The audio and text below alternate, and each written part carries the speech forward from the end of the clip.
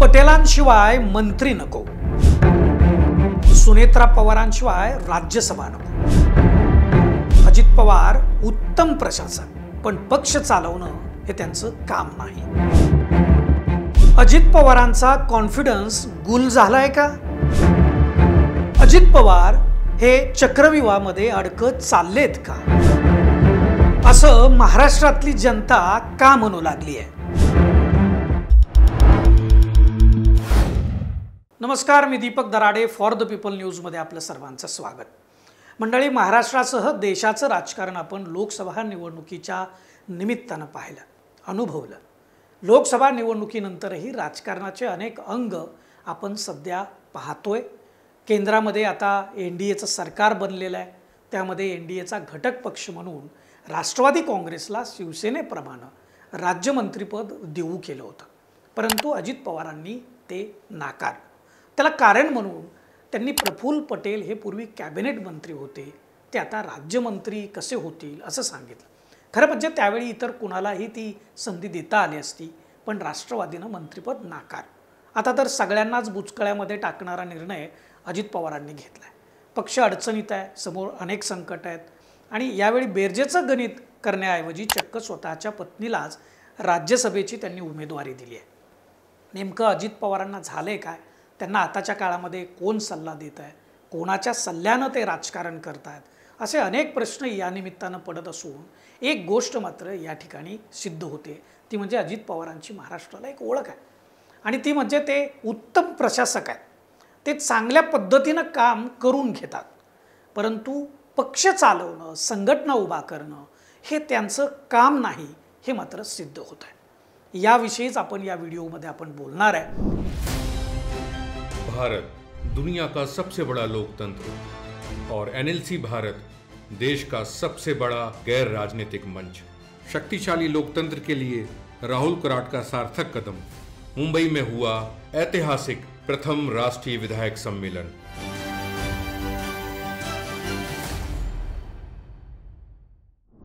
मंडळी, अजित पवारांच्या नेतृत्वाखालील राष्ट्रवादी काँग्रेसनं प्रफुल्ल पटेल यांनी जो राजीनामा दिला होता, त्या राजीनामा दिलेल्या राज्यसभेच्या रिक्त झालेल्या जागेवर अजित पवारांच्या पत्नी सुनेत्रा पवार यांना उमेदवारी दिली आहे। वास्तविक सुनेत्रा पवार यांनी आताच सुप्रिया सुळे यांच्या विरोधामध्ये बारामती लोकसभा मतदारसंघात निवडणूक लढवली, त्यामध्ये त्यांचा पराभव झाला, आणि हा पराभव अजित पवार यांच्या जिव्हारी लागल्याचं सांगितलं जातं। 2019च्या लोकसभा निवडणुकीत मावळमधून त्यांचा मुलगा पार्थ याचा पराभव झाला होता, तर आता पत्नीचा पराभव झाला। त्यामुळे अजित पवार यांना स्वतःचा नाही, परंतु कुटुंबातील सदस्यांचा पराभव पाहावा लागला। विशेष म्हणजे अजित पवार स्वतः राज्याचे उपमुख्यमंत्री आहेत। राष्ट्रवादीत फूट पडल्यानंतर ते स्वतः पक्षाचे राष्ट्रीय अध्यक्ष झालेले आहेत।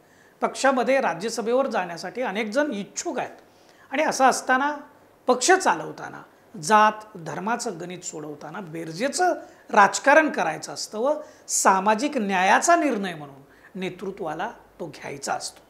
अजित पवारांनी सुनेत्रा पवार यांना उमेदवारी देताना हा विचार केला की नाही हे तेच सांगू शकतील। पक्षामध्ये छगन भुजबळ यांनी ते स्वतः राज्यसभेवर जाण्यासाठी इच्छुक असल्याची भूमिका व्यक्त केली आहे। इतर अनेक जण इच्छुक असतील, आणि ही बाब लपवण्याचा प्रयत्न पक्षाकडून सातत्यानं होत असल्याचं दिसून येत आहे। सर्व काही आलबेल असल्याचं चित्र दाखवण्यात येत आहे, वास्तवामध्ये तसं नाही। ही एक घटना झाली। दुसरी घटना म्हणजे नरेंद्र मोदी यांनी पंतप्रधान पदाची शपथ घेतली, आणि त्यांच्या नेतृत्वाखाली जेव्हा एनडीए सरकारमधील मंत्र्यांचाही शपथविधी पार पडला, तेव्हा राष्ट्रवादी काँग्रेसलाही एका राज्यमंत्री पदाची ऑफर दिली होती, परंतु अजित पवारांनी ती धुडकावून लावली। यामागचं कारण सांगताना सुरुवातीला मी म्हटल्याप्रमाणे अजित पवार म्हणाले की राष्ट्रवादीकडून प्रफुल्ल पटेल यांना मंत्री करायचं होतं, परंतु त्यांनी UPA सरकारमध्ये कॅबिनेट मंत्री म्हणून काम केलं आहे, मग त्यांना राज्यमंत्री कसं करायचं हा पेच त्यांच्यासमोर होता। मात्र इथं आपल्यासारख्यांना म्हणजे असंख्य लोकांना प्रश्न पडला की मंत्री म्हणून फक्त प्रफुल्ल पटेलच का? इतर कोणालाही ती संधी देता आली असती, त्यातून नेतृत्वाला सामाजिक न्यायाची भूमिका घेता आली असती, पण तसा निर्णयही अजित पवारांनी घेतला नाही। पक्षात बंड करतानाही अजित पवार म्हणाले होते की आम्ही विकासासाठी भारतीय जनता पार्टीबरोबर आलेलो आहे। तो निर्णय आणि अजित पवारांनी त्याच्या समर्थनार्थ केलेला युक्तिवाद या दोन्ही गोष्टी बहुसंख्य लोकांना आवडलेल्या नाहीत. लोकसभा निवडणुकीला ज्यावेळेस शिरूरमधून उमेदवार जाहीर करायचा होता त्यापूर्वीच अजित पवारांनी डॉक्टर अमोल कोल्हे निवडून कसे येतात तेच बघतो अशी सज्जड दमबाजी केली होती. पूर्वी ते केवळ नेते होते तेव्हा ठीक वाटायचं लोकांना, परंतु आता जेव्हा ते पक्षाच्या राष्ट्रीय अध्यक्षपदी बसलेले आहेत तेव्हा अशा दमबाजीच्या गोष्टी करून तुमच्या स्वतःच्याच पायावर धोंडा मारून घेत असल्याची ही गोष्ट होती. आणि निवडणुकीत तसंच झालं. निकाल काय आला तुम्हाला माहिती. त्यानंतर सुप्रिया सुळे यांच्या विरोधात कुटुंबातीलच उमेदवार न देता इतराला उभं केलं असतं तर तो योग्य निर्णय ठरला असता, पण तसंही न करता अजित पवारांनी स्वतःच्या पत्नीला सुनेत्रा पवार यांना उभा केलं आणि त्यांचा देखील पराभव झाला आणि ती नाचक्की झाली. आणखी एक बाब सांगावीशी वाटते की सुनेत्रा पवार यांना राजकारणात दिलेली एंट्री हा सुनेत्रा पवार यांचा हट्ट होता की अजित पवारांचा तो निर्णय होता की भारतीय जनता पार्टीनं अजित पवारांनी यांना घातलेल्या अटींमुळं ती त्यांची मजबुरी होती. खरं म्हणजे सुनेत्रा पवार यांना राजकारणात आणायलाच नको होतं. सुनेत्रा पवारांनी बारामती तालुक्यामध्ये सामाजिक काम चांगलं केलेलं आहे, परंतु त्यांच्यासुद्धा काही मर्यादा आहेत. सुनेत्रा पवार या शरद पवारांच्या सून आहेत, अजित पवारांच्या धर्मपत्नी आहेत, तर सुप्रिया सुळे यांच्या मोठ्या वहिनी आहेत. पवार कुटुंब हे महाराष्ट्राच्याच नव्हे तर देशाच्या राजकारणातलं एक महत्त्वाचं घराणं आहे आणि तसं समजलं जातं. त्यामुळं साहजिकच त्यांच्याकडून चांगल्याच कामाची अपेक्षा जनतेला असते. आता साध्या साध्या गोष्टीतून सुनेत्रा पवार या एक्सपोज होत आहेत. खरं म्हणजे हे बघताना चांगलं वाटत नाही. तुम्हाला पवारांचे विचार पटोत अथवा न पटोत, पण एक व्यक्ती म्हणून सुनेत्रा पवारांना एक्सपोज होताना पाहणं वाईट वाटतं. लोकसभा निवडणुकीवेळी माध्यमांसमोर काही भूमिका मांडायची झाली तर सुनेत्रा पवारांऐवजी अनेकदा रुपाली चाकणकर यांनी भूमिका मांडलेली आपण बघितली. आता राज्यसभेचा उमेदवारी अर्ज भरल्यानंतर सुनेत्रा पवारांऐवजी प्रेसला जी माहिती द्यायची होती तिथं अदिती तटकरे या त्यांना काय बोलायचं हे सुचवत होत्या आणि या सगळ्या गोष्टी टी व्ही चॅनलच्या माध्यमातून माईकद्वारे सर्व जनता पाहत होती, ऐकत होती. त्यावर बहुसंख्य लोकांच्या कमेंट्स काय आहेत त्या तुम्ही जरूर बघा. अशी जर परिस्थिती असेल तर एकाच घरातील कुटुंबातील 2-2, 3-3 इतक्या व्यक्ती कशासाठी राजकीय पदावर हव्यात? कार्यकर्त्यांनी किंवा इतर पदाधिकाऱ्यांनी फक्त सतरंजाच उचलायच्या का? असे प्रश्न लोक बेधडकपणे विचारत आहेत. 2019 मध्ये मुलगा आता पत्नी दोघांचा पराभव झाल्यानं अजित पवारांचा कॉन्फिडन्स हा लूज झाल्या किंवा गुल झाल्यासारखं दिसतंय. याविषयी त्यांची पूर्वीची जी देहबोली होती आणि आत्ताची जी त्यांची देहबोली आहे हे सर्व काही सांगून जाते.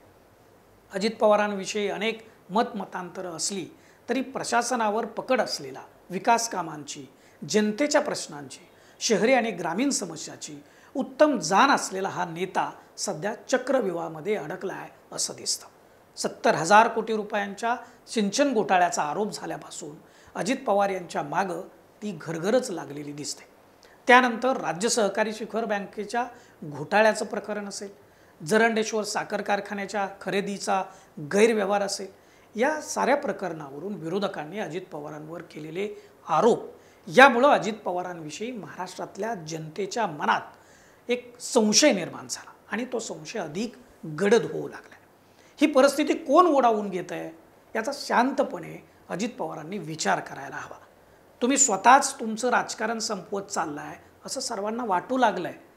मार्ग कोणता निवडायचा याचं स्वातंत्र्य निश्चितपणे तुम्हाला आहे, परंतु तो मार्ग निवडल्यानंतर निर्णय तरी बेरजेचे राजकारण करणारे करावेत असं वाटतं. अजित पवार हे उत्तम प्रशासक आहेत, हे त्यांनी गेल्या 30 ते 35 वर्षाच्या त्यांच्या राजकीय जीवनामध्ये सिद्ध केलेलं आहे. परंतु आता राष्ट्रवादीतील फुटीनंतर जेव्हा पक्ष चालवण्याची जबाबदारी अजित पवारांवर आली आहे तेव्हा ते सपशेल अपयशी ठरताना दिसत आहेत. बाकी तुम्हा लोकांना याविषयी काय वाटतं ते व्हिडिओच्या खालील कमेंट बॉक्समध्ये आपण जरूर लिहा आणि फेसबुक, यूट्यूब व इंस्टाग्रामवर फॉर द पीपल न्यूज चॅनलला आपण सबस्क्राईब करा, लाईक व फॉलो जरूर करा. धन्यवाद.